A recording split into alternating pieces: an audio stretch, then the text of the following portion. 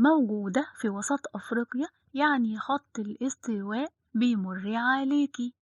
منبع دائم أنا للنيل، يعني مطر طول العام بيسقط عليكي.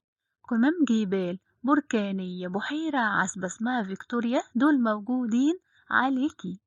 وبنحادر نحو الشمال، بارك الله فيكِ.